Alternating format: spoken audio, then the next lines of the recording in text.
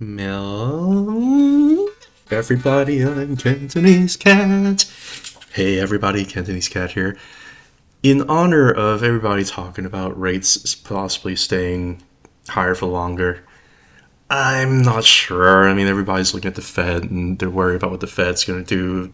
Jerome Powell this, Jerome Powell that, inflation this, inflation that. And on the other hand, talking about deflation coming from China, and like things could get bad, and the inflation's coming again. Like, what are you supposed to believe? Like, is the Fed cutting 3 times this year?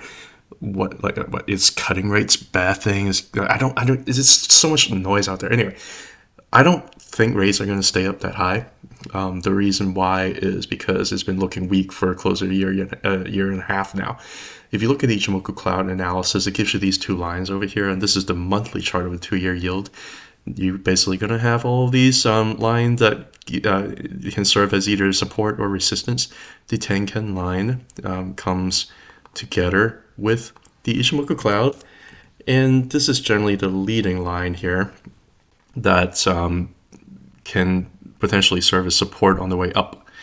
You also have a little bit of a lagging line here called a Kijin. But the key thing is whenever somebody is flipping a line from support, breaking down of it, backtesting it, now is serving as resistance, you do see this kind of rolling over look here, don't you? I mean, I think rates are not going to really stay up higher for longer. I think rates are probably going to end up coming down because of the weakness that I'm seeing. And these are real rates. These are real 2-year yields. These are based on the demand of the bond market. These are not based on like the Fed heights or anything like that. These are real market conditions. Most of the time, over a majority of the time, the Fed follows market conditions rather than doing their own thing. I think they really did, they really did what they had to do during COVID to stimulate the economy by bringing rates to zero. They do set some monetary policy, but most of the time they follow. Right now, the real rates look real weak. I'm not sure if it's going to stay up that much higher for that much longer. I could be wrong. CPI data, all that, crappy data, lagging government data can come in hot again. I feel like they might all be more or less manipulated anyway. They're all seasonality based as well. But I'm just going to leave it as that. They're lagging, they're crappy data, they're seasonality based. I'm just going to leave it as that. I'm not sure about higher for longer based on what I'm seeing. Now, you know what's going to benefit from that? There are a few things. One is IWM. If rates drop, IWM could benefit. Russell 2000, the small cap stocks, they are indexed in Russell 2000, and you can get exposure with an ETF called IWM. There are some people that go pretty crazy. They like to do a triple leverage version, which is TNA. I do not necessarily recommend you doing that. There are even some crazier cats like me who do probably even higher leverage for IWM. If you think IWM is going to go up or small caps are going to go up, then most likely Bitcoin miners are also going to go up. You know what else is going to go up? Fintech stocks. And there are a few things that I kind of see. It's interesting that yields is hitting resistance while a lot of fintech stocks are hitting support. So for example, this is one of the stock holding that I have, and I've been tweeting about it for over a year now. Most recently, I've been a lot louder when it gets to around like May, June, July of last year. But I've been tweeting about a firm. I have a position in a firm for a very long time.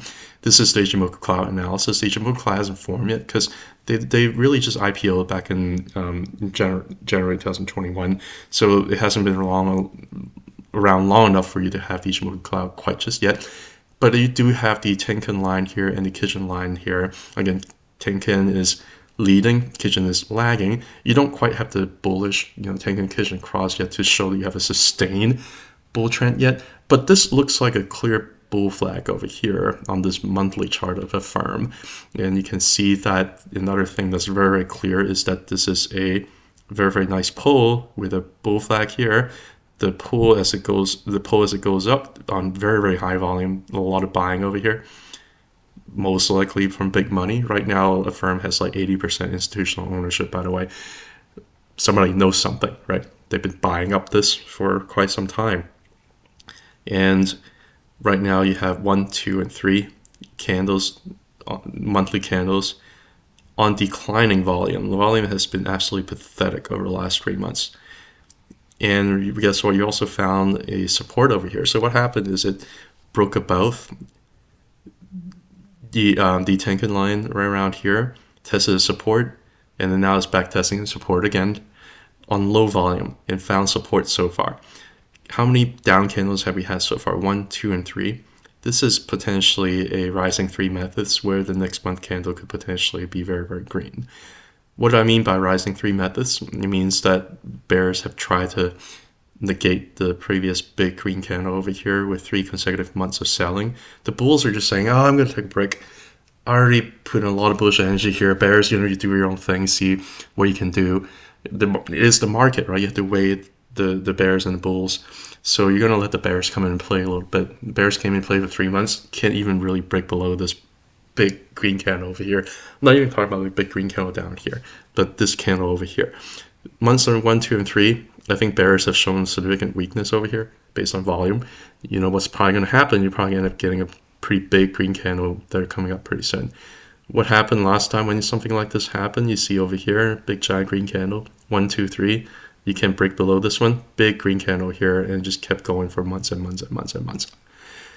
I think we're at a very, very similar setup over here. Found support, probably going to bounce up relatively soon. Now, in addition to looking at Ichimoku Cloud for AFRM, you can also look at the Bollinger Bands for AFRM. Bollinger Bands also expanding, 20-month moving average is also pointing up. Right now, I think it's just been cooling off because price just gone way above the Bollinger Band. It's just been cooling off sideways for 3 months on low volume. There's a potential for the price to keep pushing up and expand up a Bollinger Band further to continue this bullish continuation. Now, on the weekly, you can also see this kind of volume a little bit more clearly. You can see that the volume of this bull flag over here has been really very much exhausted. Like it's just down, down, down, down, down.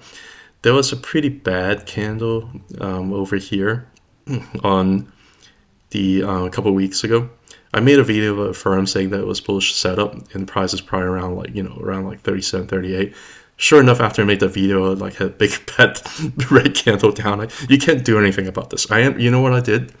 I didn't whine about it. I bought around 33, close to the bottom of this weekly candle. I didn't whine about it, right? Because the setup is still bullish. The volume is still pathetic with the bears not really coming in and selling. Whatever's going on over here is probably like a little bit of a shakeout. It may not be, even price can continue to go down on low volume until the bulls show up. I mean, right now the bulls kind of have a little bit of a buyer strike. They already bought a bunch over here. You see the candles, you see the buying volume uptrend here. Up, selling, down, buying, up, selling, down, buying, up, right? I mean, this whole thing right here is like a big accumulation range over here. Buying up, selling down. Anyway, right now I'm sniffing out. I think I'm sniffing out a lot of weakness from the bears, and so far it's looking not good for the bears. Now, if you look at a volume shelf, it does get a little bit scary because there is a big shelf down, a big void down here. That when price broke about down here, it probably triggered a lot of stop loss, and it did find a little bit of support at this level over here. Now it's kind of bouncing back inside of this bigger volume shelf above that it kind of broke below for a couple of weeks. As it did that, it formed a tweezer bottom over here, which is actually a bullish thing. If you see a tweezer bottom, it means that price try to push down for 2 consecutive weeks and able to do that. Usually you end up having a bounce, and these are sometimes pretty decent bottoms. You can see like the tweezer top right up here. That's kind of equivalent to that. Another one that looks kind of similar to that, you can see is kind of like tweezer bottom over here, another tweezer bottom over here, another tweezer bottom over here, another tweezer bottom over here. So you have like a little bit of a tweezer bottom over here with kind of like a low volume sell candle over here to kind of maybe flush out a lot of the stop losses. We'll see whether or not that's the case. I mean, of course, price can go down further than I thought. There's still, who knows, like if it goes down to like 20, 30, I don't know, right? but I just find this still to be a relatively bullish setup. Now, if you look at the boomerang support band, it is still pointing up. You know, the 20-week moving average is still pointing up, and price broke back inside the boomerang support band here. So I feel like it's going to probably end up serving as support, especially with 20-week moving average still pointing up. And you still have a pretty bullish weekly bull trend with the 50 just crossed back above 100, you know, this back in February. So you're starting to have a very bullish bull trend here with a very nice bull flag on low volume. I think it's probably going to end up pushing price a lot higher. That's what I see in the firm. I have a position. I'm still pretty bullish in it. The other stocks that are looking, you know, again, looking very bullish, which is actually kind of a little bit ridiculous, is Robinhood. I'm going to come up with a lot more fine tuning of these volume shelves over here. I'm going to go ahead and delete that bar right there. I'm going to go ahead and zoom out, look at the monthly here. You see what the monthly is doing. You see these big giant green candles on big green volume over here. It is ridiculous how price have gone from about $10 all the way up to $20 in just 2 months. It's you would say that it's probably a little bit overextended, although irrationality can happen for longer than you would expect, right? If you look at the indicators, it's pretty clear that this was going to happen. Again, I named Robinhood as one of my top 5 buys for Q1 of 2024. I built a position. I have an average cost average of about 12. And the reason why I say that is because you just look at the volume. This is a huge accumulation pattern here. You know, if you have buying over here, you have increased volume. You have sell, you have decreasing volume. You have sell over here, again, decreasing volume. Buy over here, up volume. Sell, decreasing volume. Buy, up volume. You have a breakout over here. If you look at, I mean, I'm not even going to show you. You can look at my video from a couple of months ago, a few weeks ago. I detail in terms of why I think Robinhood is a good setup. I have a position in it. I plan on keeping it for quite some time. It did have a couple of really green candles over here, so the question is going to be whether or not it's overextended in the short term. Before I show that, if I pull up the L3 banker for the monthly, the stock hasn't been around for long enough for me to show anything. But if I pull up a couple of other indicators, see, let's look at not the boomerang support band, look at the Ichimoku cloud to start with. The Ichimoku cloud had a bullish cross last month in February. And right now, you really want to see price being pushed up above by the red line right here by Tenkan. Right now, price is a little bit too far above Tenkan. The price is around $20. Tenkan is only 14.23, so it's about more than $5 above the Tenkan. You do want to see Tenkan to catch up. There's potential for price to kind of go sideways over here a little bit for a month or so, maybe even 2 or 3 months. Who knows? It is very bullish looking, but it's been extending up pretty far, so there's potential for a price to kind of wait sideways a little bit, or even break above and kind of break back down and kind of wait sideways a little bit before a bullish continuation. But it doesn't have to do what I say. A lot of times when it's above Tenkan here, I do get a little bit cautious. So there's a possibility for it to kind of come back down and test some of these volume shelves over here. Although it's kind of breaking about like a lot of the major volume shelves, like it's broken about 19, it's gotten to like 20. So far price close up end up being here. So it's a little bit more confident that it could just break about this volume shelf, just go all the way to like 30s. I suppose that's possible, but I don't want to count on that. I'm not selling. I'm also not buying. I'm just holding at this point. You can do whatever it wants to do over here. I see it going to the 30s, really by the end of the year, if not higher. That's kind of what I'm seeing. Especially IWM is doing well, especially if rates are potentially going to go down, especially the way the fundamentals Robinhood is having. I think it's probably going to go up higher rather than lower. I just don't know whether or not it's going to happen right now because of how overextended a little bit away from the Tenkan it is on the monthly. If you look over at the Bollinger Band, you can also see that price is kind of way above the upper Bollinger Band here. Upper Bollinger Band is 16.47 when price is around 20. So I can see it potentially going sideways a little bit, wait for a Bollinger Band to kind of catch up and push price even higher as a result. But the Bollinger Band is very impulsively expanding, with a 20-month moving average is very impulsively pointing up, accelerating, if you will. So I think that overall, it doesn't matter like what the short term it does. To me, it doesn't matter. I'm not going to buy more anymore because I accumulated down here. I'm just not going to buy more anymore. I'm just going to let it ride all the way up to the 30s, probably by the end of the year. And then we'll reassess and see how the trend looks when not there any exhaustion or anything like that. The trend had just begun. We just broke out from the 2-year accumulation range. I think it's probably going to go a lot higher. How much higher? When does it get exhausted? When it gets exhausted, can it still go higher? Probably. But when does it start getting exhausted, and how high would it go even when it starts showing signs of exhaustion? I don't think anybody really knows. But it's looking pretty good. If you look at a weekly, again, you're not going to see too much on a weekly besides just how, a little bit overextended. The weekly, actually, the Bollinger Band is not too overextended. It's just been riding the upper Bollinger Band up. So on the weekly, it can potentially go up even higher, but the monthly does look like it needs to take a little bit of a breather, which is interesting.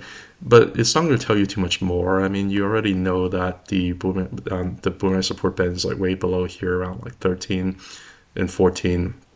Is probably going to serve as pretty decent support if it ever needs to have back tests. Down here at these volume shelves around 13 or 14, you're going to have plenty of support down here and make it like a higher low before bullish continuation. It doesn't have to do that, of course. There's no guarantee.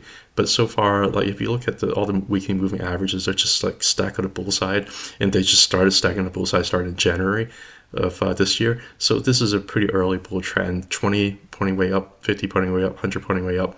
Very, very nice bull trend here, but it's not going to tell you too much more. If you look at Ichimoku cloud, that's also not going to tell you too much more, because you know that it's broken way above the Ichimoku cloud down here. The only problem is that unlike the Bollinger Band, which is expanding, Tenkan on the weekly is still way below, in around 15 or so. So I think that it's possible for price to even go down a little bit, back test some of these things, or just kind of go sideways and wait for some of these things to kind of play catch up here as support push price up even further to have a more sustainable bull trend. But it can also just kind of go irrational, go up to 30s and just kind of crash back down, on some kind of bad news or something like that. Wait for these technicals to kind of catch up. Who knows what it's going to do? I don't really care short term. I have a position. I'm just going to ride it out. Very, very nice, though. A couple other things. I'm not going to spend too much time talking about the other fintech stock. I've spent a lot of time talking about SQ. SQ has a very, very interesting thing going over here. It's been long enough that I can show you, this is a monthly chart of SQ. It's been going on long enough I can show you that the L3 banker fund flow by Black Hat is showing a buy signal last month, and there's continuation of big inflow coming in. There's a lot of resistance that are going on over here that's trying to break on the volume shelf. There is a kind of like a descending broadening wedge over here that it looks like it might be breaking above. I just hope that the volume was a little bit higher, but there's a lot of banker fund coming in to help push that price above the wedge. It did close a little bit above the wedge, both in terms of the monthly as well as on the weekly. But again, it kind of closed above on kind of declining volume, which gets me a little bit concerned about. Regardless, though, on the monthly, you can still see that there's a pretty nice inflow going on here when price just kind of went a little bit sideways here. So I think that there's a little bit of divergence here. There's a potential that with these kind of big giant whale inflow by big money, by smart money, there's a potential for price to go up a lot higher. But I also wouldn't be surprised if it ends up consolidating here for another month or two before going up higher, just to kind of maybe do a little bit of back test down here before going up, or it can actually be a little bit of like a false breakout here, and might go down here, test some of the levels down before going up.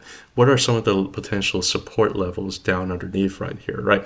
You might ask. One is the bottom of this volume shelf over here around $75. The other one is if you pull up some of the other indicators, you might see a better idea. Tenkan's all the way down here at the volume shelf around 63. Do I think it's going to go down all the way down here going up? Probably not.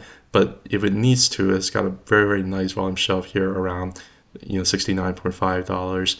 And by the time when it goes down, I think the Tenkan is probably going to be around the top of this volume shelf around like $70. It's just round up to 70. So 74, 74, and 70. Let's just kind of round up the numbers over here. Does it have to do that? No. I mean, it did have a breakout. It's on low volume, so it does make me think, I'm not so sure about this breakout so far. But if you look at the Bollinger Band, very nicely expanding Bollinger Band, nicely tested 20-month moving average, passed, started going up, spent majority of the time above the upper Bollinger Band, on the upper part of upper Bollinger Band over the last 4 months or so, developing a bull trend as a result. looks pretty nice, doesn't it? I mean, I think it's probably going to end up doing pretty well. I just wish the volume was a little bit higher to confirm that. And if you look at the, go back to the Ichimoku Cloud, you can see that once, if you have some nice volume or if you have some confirmation, maybe break about this volume shelf over here, about 85 or about 87 or so, maybe potentially even back test it down. I think it can go up to the triple digits, really by perhaps even by the end of the year is possible. Still doesn't have the Tenkan Kijun cross to support the bullish thesis, but overall is forming higher lows and higher highs, is looking pretty good. I just wish that volume is a little bit better. But with the rest of Fintech doing well, I think Square's or SQ or Block is probably going to end up doing pretty decent as well. So the weekly chart, what are some of the potential support level? There's a lot of confluence here too, which is part of the reason why I think that there might be potential for it to kind of backtest the bottom of the shelf down here around 74, 75, because the support band is also very, very strongly pointing up, and it can end up meeting right around here before pushing price up higher, just because I don't trust this volume in terms of the breakout. But it doesn't have to. I mean, obviously, a volume comes in, it may end up just breaking out above and just keep going higher. It doesn't have to do that, and it's going to drag the bull run support band up even further. In terms of looking at the weekly bull trend, 50 still hasn't crossed above 100, but it's probably going to end up happening pretty soon, maybe over the next few weeks. Regardless, the 20 is pointing way up, is probably going to serve as pretty decent support. 20 just crossed about 50 actually not long ago. 20 actually just crossed about 50 with that very, very nice earnings report that we had. So you're really talking about a potential bull trend that has just started to develop. There might be some volatility before it goes a lot higher, or it doesn't have to. Depends on what rates do. Depends on how what IWM does. But I just want to be a little bit cautious. There's a potential for it to go down before going up. I do want to spend a little bit more time talking about one last one. I want to skip SOFI. I will show you why I want to skip SOFI, because it's kind of a little bit pointless to talk about SOFI. It's got a weekly bull trend, and it's just kind of back tested the 100-week moving average. 100 moving average is kind of crawling up here a little bit, but it's a little bit pointless to talk about it. It's got a bull trend. It's got a weakening bull trend, 20 over 50 over 100. I think we're gonna have to see what price does. It does have a nice little trees at bottom down here. I do want to see what price does, because so far it's just going sideways. It does look like there is a fractal of a Eve and Adam bottom that can break out pretty impulsively once it breaks out. It does look like there's an Eve and Adam pattern forming, and it could be very impulsive once it breaks out. It could potentially go up to 14. But so far, there's been a lot of sell volume. I'm still waiting for further fundamentals to develop to kind of justify the price. So far, there's a lot of short interest in the stock, so I wouldn't be surprised if the IWM just goes up, and next thing you know, there's a huge short squeeze of SOFI. I could go up to 14. I would not be surprised by any of that. But so far, there's no indicators telling me that it's going to do that. So I'm just gonna go ahead and skip SOFI here. I don't really have a whole lot of things to say besides the fact that I'm very much invested in the stock. I'm still buying every week. I still believe in the fundamental, and the technical still looks like it's got a bull trend, even though it's just been not really doing too much. Another thing that also makes me believe in SOFI is that if you look at the Bollinger Band, there is a Bollinger Band a little bit squeezing a little bit. It's still trying to maybe wait for more impulsive price action, go one way or another before expansion. But right now, 20-month moving average is also still pointing up, and we just back tested the 20-month moving average and found support. Okay, so there are some encouraging signs here, although the sell candles are a little bit higher volume, so that does make me wonder a little bit more about that. I'm not going to talk too much more about SOFI because I've been talking about SOFI for a very long time. One that I do want to talk a little bit more about is PayPal. I do like the monthly getting closer and closer to a flattening 20-month moving average. I do like the fact that the 20 moving average is really looking like it's starting to change trend here. And I do like the price is getting a little bit closer and closer to the 20. I do think that it bottomed. Again, I showed you maybe perhaps in a video before how the price kind of bounced at the lower Bollinger Band. Instead of bouncing up, it bounced down and it just went to the other side of the Bollinger Band here. NASDAQ did the same thing back in the dot-com bubble. I mean, I could show you real quick if you have time, I can show you real quick. NDX, NASDAQ, all the way back on the bubble. What did it do? From the upper Bollinger Band, bounced to the lower Bollinger Band.